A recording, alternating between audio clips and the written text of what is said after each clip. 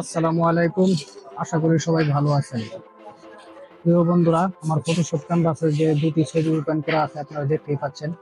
ছবি দুটি খুবই পুরনো এবং সাদা কালো। আমরা যদি এই ছবিটিকে ফটোশপের টুলস ব্যবহার করে এটিকে কালারের ছবিতে রূপান্তরিত করতে যাই, তাহলে আমাদের অনেকটা কষ্টসাধ্য হয়ে পড়বে এবং অনেকটা সময় সাপেক্ষ।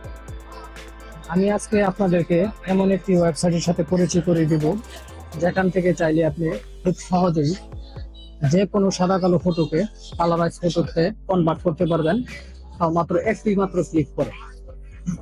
তাহলে চলুন শুরু করা যাক। তার জন্য আমি যেটি করব, প্রথমে আমার কম্পিউটার থেকে একটি ব্রাউজার ওপেন করে নিই। তো আমি কম্পিউটার থেকে আমার ক্রোম ব্রাউজারটিকে ওপেন করে দিলাম। ক্রোম ব্রাউজারটি ওপেন হওয়ার পরে আপনারা সার্চ বারে গিয়ে লিখবেন SNAP। দেখুন আমি টাইপ করার সাথে সাথে চলে এসেছে স্ন্যাপ এডিট। তারপর আমি এখান থেকে এন্টার করে দিই। এন্টার করে দেওয়ার পর বন্ধুরা, উপরে যে সাইটটি দেখতে পাচ্ছেন এটিতে আপনারা ক্লিক করে দিবেন। এটিতে ক্লিক করার পর আপনাদেরকে এমন একটি পেজে নিয়ে আসবে। এখানে অসংখ্য টুলস রয়েছে। আমরা যেহেতু আজকে একটি সাদা কালো ফটোকে কালারাইজ ফটোতে কনভার্ট করে দেখাবো, সেই জন্য আমি এখান থেকে প্লাস আইকনে ক্লিক করে আমি আমার ফটোটিকে এখান থেকে ওপেন করে দিই। তো বন্ধুরা, আমার এখানে যে সাদা কালো ফটোগুলো দেখতে পাচ্ছেন, আমি এই ফটোটাকে আগে কাজ করে রেখেছিলাম। তো আমি এখন এই ফটোটিকে, এটা হলো আমার পুরাতন ফটো, আমি এটিকে এখান থেকে ওপেন করে দেব।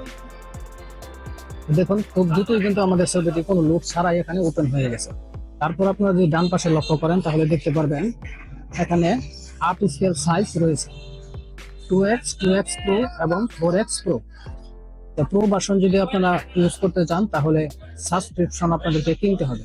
আমরা যেহেতু ফ্রি ভার্সনেই আজকে কাজটি করব, সেজন্য আমাকে 2x রাখতে হবে। এবং নিচে যদি লক্ষ্য করেন এখানে দেখতে পাবেন সিলেক্ট এন্ড এনহ্যান্স। আপনি এই ছবিটিকে কোন অপশন ব্যবহার করে এনহ্যান্স করতে যাচ্ছেন সেটি আপনি এখান থেকে চুজ করে দেবেন। আমরা যেহেতু সাদা কালো ফটোকে কালারাইজ ফটোতে কনভার্ট করব, সেই জন্য আমি এখান থেকে কালারাইজ এই অপশনটিকে ক্লিক করে দিই।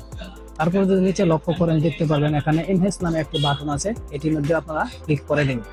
আমি এখান থেকে ক্লিক করে দিই। দেখুন সাথে সাথে একদম কোনো রকম সময় ছাড়াই এখানে ফটোটি কিন্তু কালারাইজ হয়ে গেছে।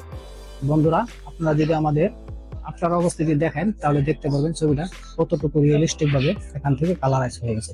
তারপর আপনারা যেটি করবেন, উপরে যদি লক্ষ্য করেন ডান পাশে তাহলে দেখতে পাবেন একটি ডাউনলোড বাটন রয়েছে। ডাউনলোড বাটনে ক্লিক করে বন্ধুরা ছবিটিকে এখান থেকে ডাউনলোড করে নেবেন। আমি ছবিটিকে ডাউনলোড করে নিলাম। তারপর আমি আরো একটি ছবি আপনাদেরকে এখান থেকে কালারাইজ করে দেখিয়ে দিই। তার জন্য এই প্লাস আইকনে একটি ক্লিক করে দিবেন। ক্লিক করে দেওয়ার সাথে সাথে আপনার ওপেন হোল্ডার আপনার সামনে চলে আসবে। এখান থেকে আপনি আরেকটি ছবিকে এখান থেকে চুজ করে দেবেন। আমি এখান থেকে এই ছবিটিকে চুজ করে দিলাম। তারপর এই অপশনগুলোকে আগের অবস্থায় রেখে আমি এখান থেকে এনহ্যান্স বাটনে একটি ক্লিক করে দিই। দেখুন বন্ধুরা, সাথে সাথে কিন্তু আমাদের ছবিটি এখান থেকে কালারাইজ হয়ে গেছে। দেখুন তাও একদম রিয়েলিস্টিক ভাবে। তো প্রিয় বন্ধুরা, আপনারা এই ছবিটিকে ডাউনলোড করার পর এই ছবিটিকে যদি আরো রিসাইজ করতে চান তাহলে এটিকে ফটোশপে ওপেন করে নেবেন। ফটোশপে কিভাবে ছবি রিসার্চ করতে হয় এই নিয়ে যদি আপনারা ভিডিও দেখতে চান তাহলে আমাকে কমেন্টস করে জানাবেন।